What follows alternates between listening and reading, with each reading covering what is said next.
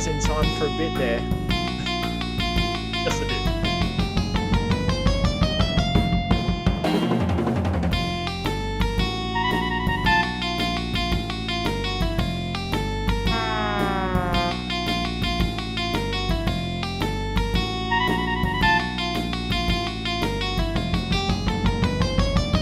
Hopefully, like, people watching the YouTube can actually hear the music and we don't just look like morons dancing around. I don't think we look like morons, we look like legends. Oh, absolutely. Especially if there's no music. We're just...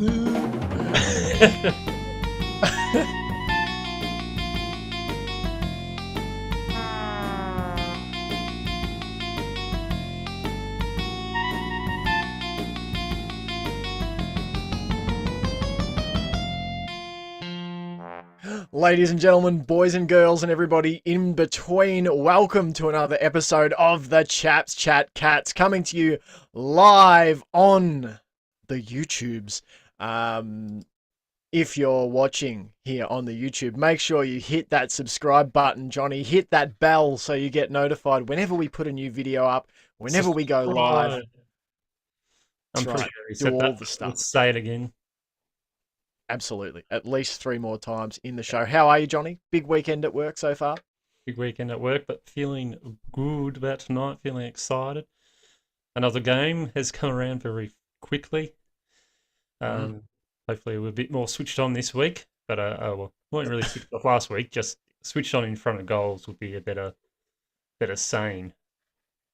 So, Absolutely. I saw some interesting stuff in the on the Twitter sphere about expected goals versus actual goals. It was from the game between I'm trying to think, it was the Dogs and the Swans, saying that the expected goals outcome was about 96 to 55, but obviously it ended up being a lot closer than that.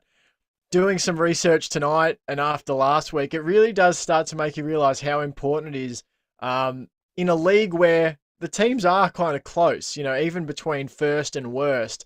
There's not that much of a gap, and if you have an off day, anybody can get close to you, and a lot of teams can beat you. So it's pretty important to take your shots. Before we get into our full game preview for you tonight, the Cats taking on the Pies at the MCG at 7:25 p.m. We've got to celebrate, Johnny, one of the greatest to ever pull on the hoops. I'm wearing the wrong coloured hoops tonight because I couldn't find my jersey. I've got the Celtic. We're playing Rangers later tonight, but you've got the right ones. I've got the and right those ones. are the ones that Joel Selwood has now pulled on 227 times as of tonight as captain. Johnny, what a legend for the club. What are your thoughts around this massive milestone for Joel Selwood? Oh, where do we begin? Just an absolute legend of the league, of the game, the team. I don't think the Cats would be where they are without Joel Selwood leading them every season. Yeah, he's just been a driving force for the culture, for the team, for the fans to get behind and to really just embrace wholeheartedly. And there's been some great articles put out about him this week, and a good interview between him and with Chris Scott and himself, saying that he's been able to get to 227 games. It wasn't just because of his ability and his leadership skills, it was because the club also got behind him, supported him when he needed it, and it's been more of a whole team effort. He's just been the one out there leading on the field and being the helmsman, steering the ship nicely, but also having a lot of help to captain him along. But yeah, it's amazing effort to realize that a captain's played 227 games for a club. The entire time I've been watching the Cats since he's been captain, not one question has come up in my mind at the end of each season. Who's going to be captain next year? I don't think that's happened at all at the Cats forever. I don't think it's happened at any club at all for more than a couple of years, and he's been here It's now like 12, 11 seasons he's let him out now. That's Mm. a lot. So it's a true showcase of his character that he's able to stay captain for so long. His leadership skills that they've wanted him to be captain with no Mm. questions raised at all, except now that's coming towards his end of his career. Those questions are happening, which is fair enough, but I don't think I've ever heard people ask the question, who's captain next year? If Mm. Cat's had a bad year, it's always been, well, he's the captain. It's an obvious choice, and that's why we call him the obvious choice. The obvious choice. And I think the thing too with Selwood is that um, the questions about who will captain Geelong in the future, we've thrown Tom Stewart's name around and that sort of thing. It's not so much that Joel Selwood is no longer a good captain. It's just that we have to face the reality that at some point he's not going to pull on the hoops one more time. He's going to hang them up and be done. And It's going to be I a tell you sad what, day. how weird to think that when Selwood took over as captain, we all would have said, "Wow, he's taking over for a club from a club legend like Lingy, who took over from a legend like Harley." Whoever comes in next, whoever takes the reins after Selwood, like that person is stepping into the biggest shoes of all at the Cattery in terms of captaincy, wouldn't they? Oh, absolutely. It's a big responsibility at any club to be captain, Mm. but to come to take over after Joel Selwood, that's going to be a massive task. Not one to be put on someone who's probably young. You probably want a fairly Mm. experienced campaigner like Stewart, someone who can keep a cool head in tough situations and um, wade those waters calmly. And it's hard to look past Stewart of who else would be able to do that. Maybe Dangerfield, Hawkins could also possibly do that, but he also gets a bit hot-headed here and there. But Mm. I tell you what, whoever's next in line has got big shoes to fill. It's not going to be easy. It's going to be a fairly daunting task to Mm. take over after Selwood because he's been a monster. He's been a true leader throughout his entire career, even from day one. He's just been Mm. pinnacle of what a good captain and leader should be at a football club. Absolutely. And I was just thinking back. I'm just watching as we speak the highlights of Tom Hawkins kicking that goal after the siren to defeat the Hawks in round 19, 2012, beat them 118 or 116.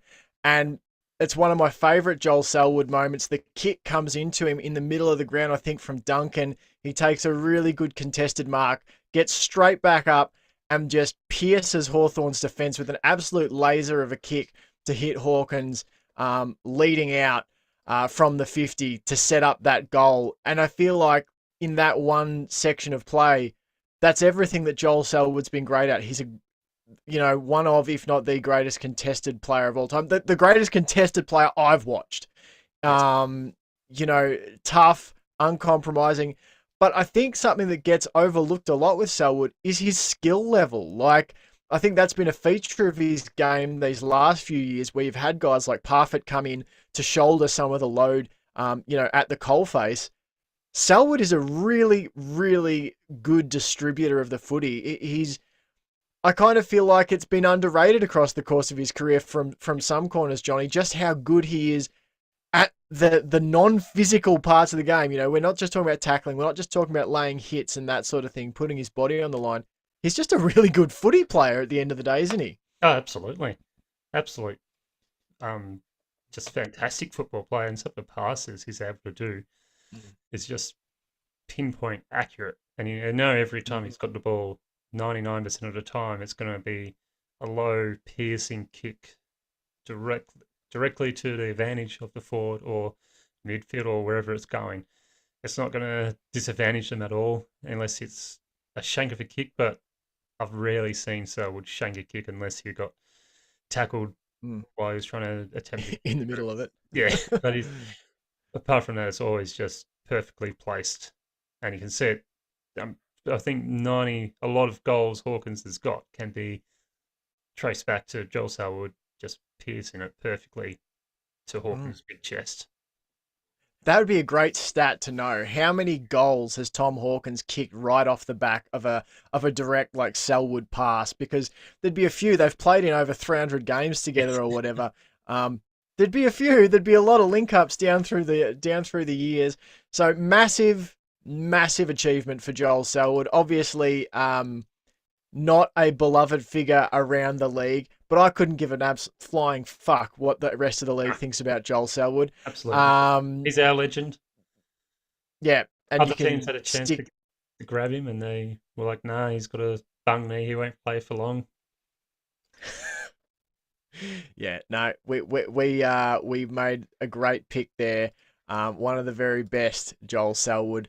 And really, what's he been? Five grand finals, three, um, Premierships, three premierships. 6 All Crazy stuff. Australian, 3 as captain, uh, a few Cartridge medals, Yeah, um, it's just nuts, Johnny. few The courageous list of players, achievements. a few Um, the captains of the year awards, just a few accolades to his name. yeah, just a few, just a few. All right, let's have a look then tonight. We obviously um congratulate Selwood on his massive career. Seventh highest winning percentage of any player in history, 77.2% of games won. Um, Ridiculous. I believe I read too the most Brownlow votes of any Cats player in history. Pretty insane stuff. So let's But move into then, it's Johnny. players like Selwood where you go, why is there a 10-year waiting period on to get into a Hall of Fame for certain players, and it's like Joel Selwood could get in now, and I don't think many people would bat an eyelid at that. Well, the only people who would are the people I aforementioned who don't appreciate, um, you know, his legendary status in Absolutely. footy, and they It generally is, barrack for other clubs. Um, but they're just jealous. As I'm sure myself and you are also jealous of other teams for having good players that build like at our club. It I doesn't buried the hatchet, John. I doesn't buried this on the last episode. you did, Remember, I but there said still could I've be tempted. ones hidden deep in your recesses that you may have a No, slight inkling you no, like no. the club. It's only the Cats from here on out. Absolutely. I angered the footy gods by having a passing interest in Sydney and Tom Papley. That's gone. It's gone. Stuff them. It's only Stuff, the stuff Cats. it. That's it. It's one-eyed Cats when it comes to footy. It's only the Cats. Let's get into, speaking of the Cats, our preview. That's what we want. We want our preview of this game. The Cats facing the Pies down at the MCG. Off night last Friday night against a high-flying Swans team, the Catters. They now head to the G to take on a Collingwood side who are surging just a little bit, finding themselves equal first on the ladder.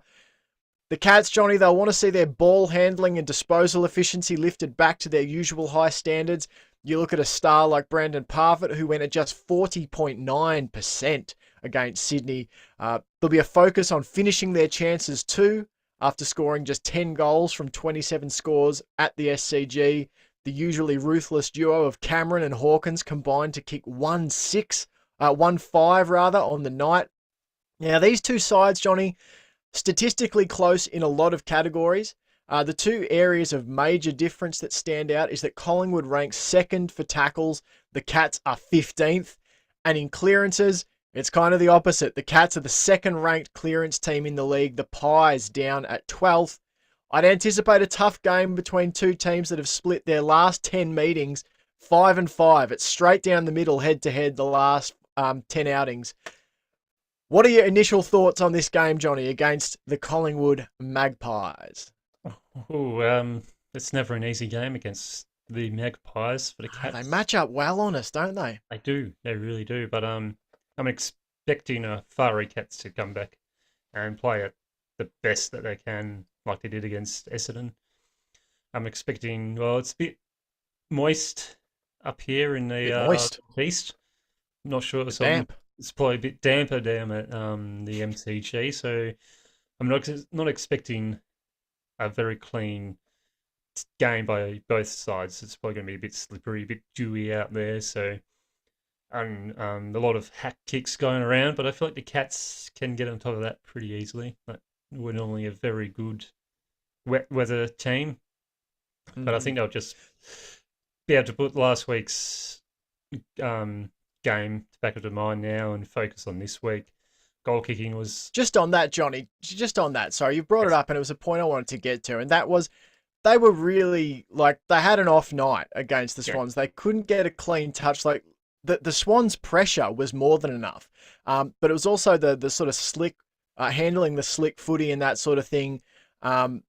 Now, tonight, that's an immediate opportunity to address this because you're going to be playing on an MCG that's probably is a little bit slick. It's already had a game on it today too with the AFLW Grand Final. The D's triumphing by 4 points over the Lions. prelim.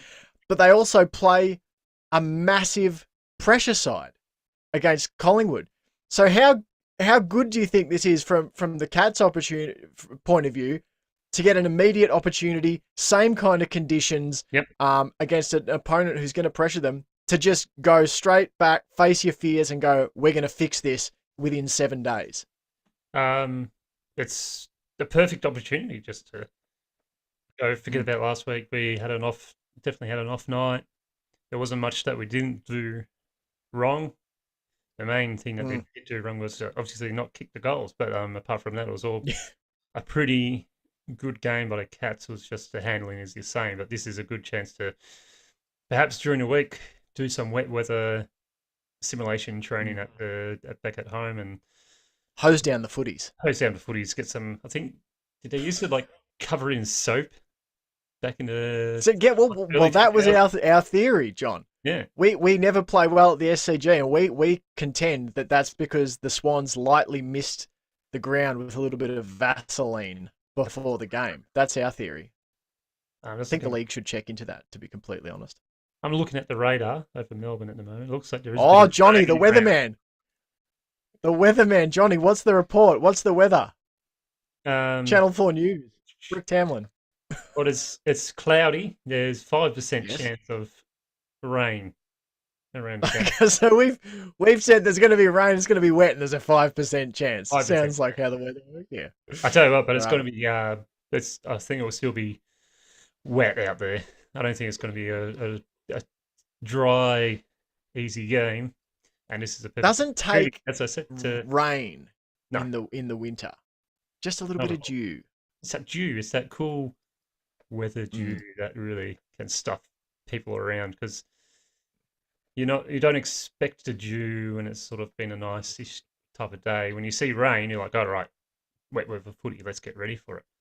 But I think the Cats will be ready.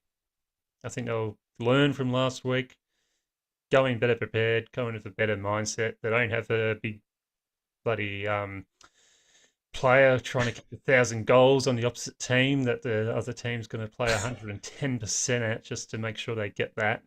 Collingwood don't have that on their side. They're just out there playing another game of football as the Cats.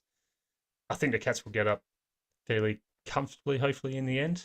Oh, you're making me nervous, John. I'm We making don't myself play nervous. well in milestone games. We don't, but it's good. Your confidence is outweighing my nerves because I've got to say I'm really nervous about this game. I'm always nervous against Collingwood. Let's put it that way. But Yeah. I think the way we've played against Essendon and the way we've lost to Sydney, there's still that good confidence that it's not a lot to change to have a really good game for the Cats. How much do you think like it's important to see an I mean, obviously it's important, but do you think we will see an improvement tonight in the goal kicking efficiency? The Cats, now for those who didn't listen to the podcast during the week, we drop our match recap podcast every late Monday night / early Tuesday morning, depending on what time you go to bed. And something we covered in that podcast was the fact that the Cats and Swans last week actually generated scores from inside 50 entries at a relatively similar rate. The Swans scored, and a score being a point or a goal, they scored on every 2.1 entries inside 50. The Cats scored, I think, at about 2.4 or 2.5, I think it was. The Swans, though, scored a goal every 2.7 entries inside 50. The Cats only managed 6 points on every 6.5 entries. So the Pies have been really consistent in this area, Johnny. They've scored a goal on every 2 occasions in week 1 and a goal on every 2.8 occasions, on every 2.2 occasions against the Crows last week. So they are scoring very consistently, the Pies. So it's massive, obviously, that we get goals tonight. Yep. Do you think we see an improvement from Hawkins and Cameron and others? Stengel, who didn't cover himself in glory last week. Do you think we see a big upswing for those guys? Oh, absolutely. I think we'll see a big upswing for the Cats and a fairly good downswing from the Pies because, let's face it, they've only played the Saints, who no one expects to do much this year, and Adelaide Crows, which the same thing, no one expects to do much. So it's not the toughest opponents the Pies have come up against, and they're coming up against a very good Cats defense with arguably the best defender in the league in Tom Stewart leading them. So the Pies will have it against them. I'm confident behind our defense boys, the misfits. They rarely let the Cats down in the defensive unit, and the forward line will. I'm confident, very confident that the forward line will get up this week and play a lot better than last week. I'm confident this week about the Cats. I've got good feelings. All right. Some nervous feelings there, but overall, I'm just confident in the Cats. It's probably going to Johnny on field. Johnny came in with one of these on the the Saints and the Crows. There, he came in with the old. That was a bit of a choke slam, just dismissive. I mean, I only played the Saints and the Crows, but no, I like it, John. I like when you feel confident. I'm a nervous Nelly most of the time. Danderfield says, Danderfield in the house. Hello, Danderfield. Hey, Danders. We've still got to send some footy cards Danders' way because Danders won a trivia or 2 last year. We've got to get, and you can take your pick, Danders. You can take your pick, Danders, because we've got some modern footy cards, but I also came into possession of a massive collection of, I think, 2009 to 2011 era cards. Ooh, so there could be maybe there's some retro stuff there as well. Well, retro, I say, Tom Harley cards. It's 10 years ago. It's not. Yeah, there might be. There's definitely some Hawkins ones. There's definitely some big Hawkey oils in there. Hawkins. All right. Let's finish this out, Johnny. Let's finish it out here. Just a quick couple of thoughts on the ins and outs. Do you think these made sense? We had Sean Higgins back in the side and Sam de Koning, Zach Guthrie and Dalhouse. I personally feel like both those guys are a little bit unlucky to miss, particularly, in my opinion, Dalhouse. I don't know what people exactly expect from Dalhouse. Like he's a fringe of the squad player, who has actually played 2 pretty decent games.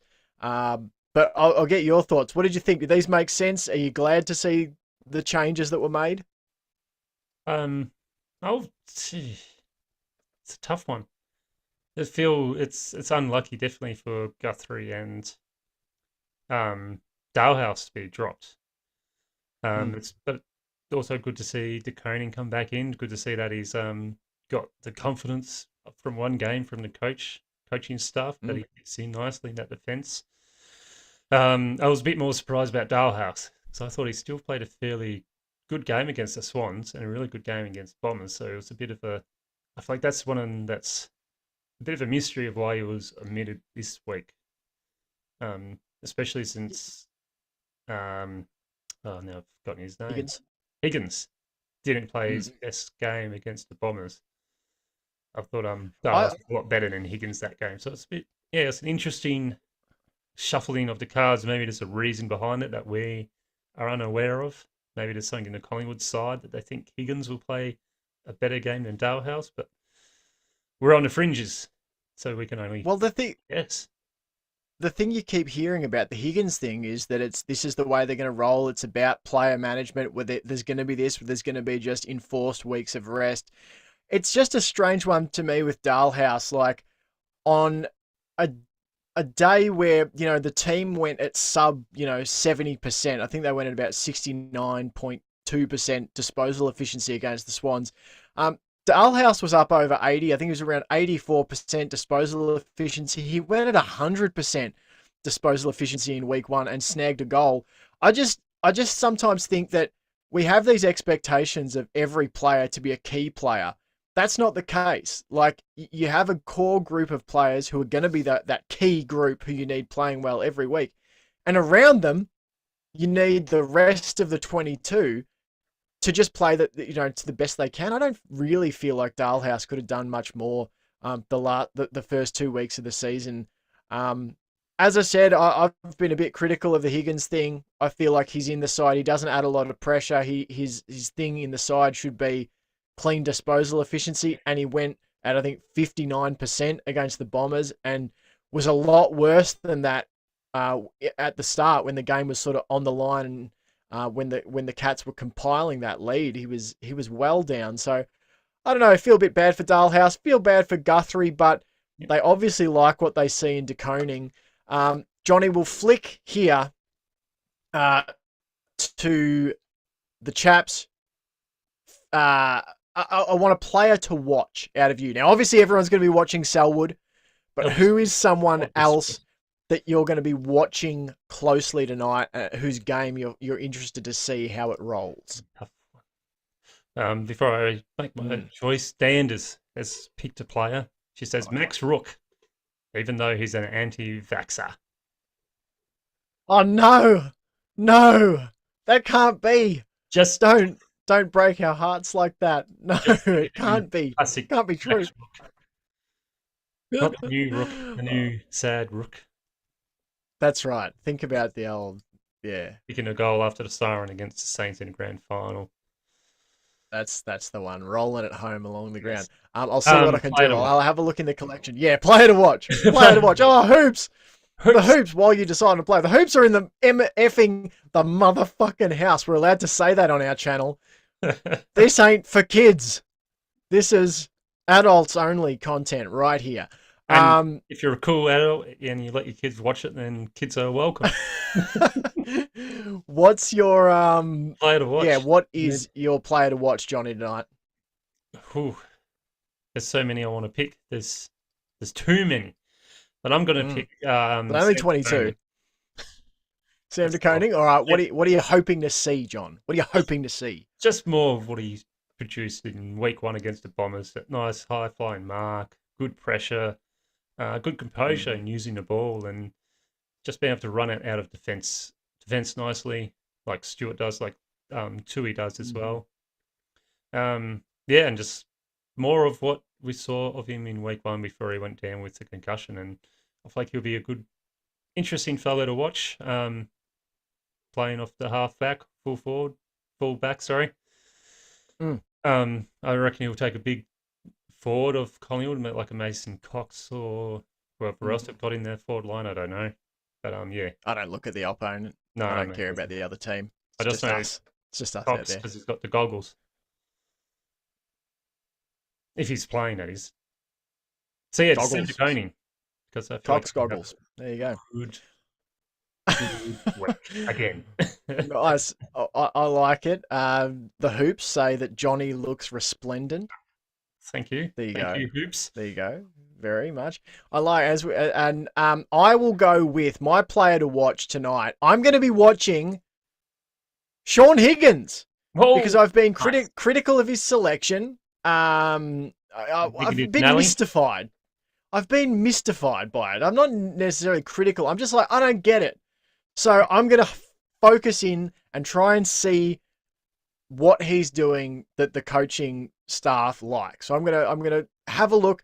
What is he opening up for other players with his disposal? What is his presence bringing? Is he doing a lot of coaching on the field? He's a very experienced player. So I'm going to be zoning in. This is the thing. You can't be a critic and then not actually do the homework and watch what happens. You can't say that movie's shit and then not go and watch it. Same with players. You got to have a look and do the homework, do the due diligence to look at a player and what they're bringing, because sometimes it's more than what the stats sheet will say. So that's that out the way. Johnny, I'll update the folks at home on our fantasy lineups here. So everyone goes in with an... Sanders has come in with another comment. So she says, hoops in the Chaps Chat. The forbidden door has been opened. Right, the Chaps Chat Cats forbidden door is always open to the hoops. I mean, it's just it's a revolving door. I don't know what that means, but I really don't know what it means. Maybe you can enlighten us, Sanders, on what this. That's right. What does this mean? Is. What is this? The hoops in the Chaps Chat Cats, the forbidden door. Is this because there's a merging of two channels where it's like, oh, the hoops are in the Chaps Chat Cats universe. What's going to happen? I don't know. Maybe I'm just weird, and I've taken it in a direction that everyone's like, that wasn't the joke, Jake. You're an idiot. Probably. That's definitely been a criticism of me before, that I'm a moron. Yeah. All right.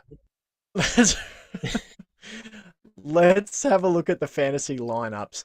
The fantasy lineups are: Sambo goes in with Tom Stewart as his defender. He's got Isaac Smith and Max Holmes as his midfielders.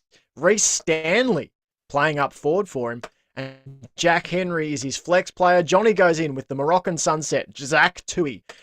In defence, Mitch Duncan and Brandon Parford in the middle. Jeremy Cameron up forward. Tyson Stengel in the flexi position. I am running out with Mark Blixarves down back, Cam Guthrie and Joel Selwood in the middle, Tommy Hawkins up front, and Paddy Dangerfield in the flex. I did wrestle with the idea of putting Brad Close into the lineup. He was on my bench last week, but I feel like if I do that, I'm just chasing points. Like, that's the thing. Once they're gone, it's out the window. I'm never getting that Brad Close performance back where he scored like 60 points on his own. Talking about wrestle, Sanders is coming saying it's a wrestling reference. And when a wrestler from one company turns up on another company's show. I like it. I like it now. I like it. We learned something. Quick, where's today. it? John, you know what they say, every day you'll learn something new. Yes. And that's definitely something I learned. I was trying to say, teaching us. Oh no! Oh, you gotta be kidding me! Oh no! Not from up there! Oh man! Slam for the top rope! See, we've got wrestling sound drops, but I don't understand wrestling references. There's something wrong with me. Shame on us. Drastically wrong. So that's your fantasy lineups. We're not going to pick the score because that to me is too much bad luck. But we are going to now sign off and let you go and settle in on the couch or wherever you are on the deck to watch the footy. You can see us. Ooh, okay. You've got a comment from the Hoops. What do you got, Johnny? Comment from the Hoops. He's backing Tui to get his pick for the 3 votes tonight. The Moroccan Sunset is due. I like it. I'm saying Patrick Dangerfield gets back on the horse this week. Plays a blinder. Kicks a couple of goals, 30 plus touches. There you go. That's my call. Johnny, you got one? I'm going to go big Jeremy Cameron. Good a big bag full. Get the monkey off back from last week. I like it. You can subscribe. If you're here on the YouTube, go ahead and subscribe. Hit the bell so you know when we go live. You can listen to us on the podcast. We drop our full recap of the Cats footy on a Monday night and early Tuesday morning, depending where in the world you are. We've also got the AFLW Wheel of Grades, which we continue to do every Wednesday, grading each of the players who pulled on the hoops for the Cats AFLW team in 2022. You can like us on Facebook, on Twitter, all the places. Follow the Chaps Chat Cats. We love your support, and we will speak to you again late Monday, early Tuesday. Go Cats! Go Cats!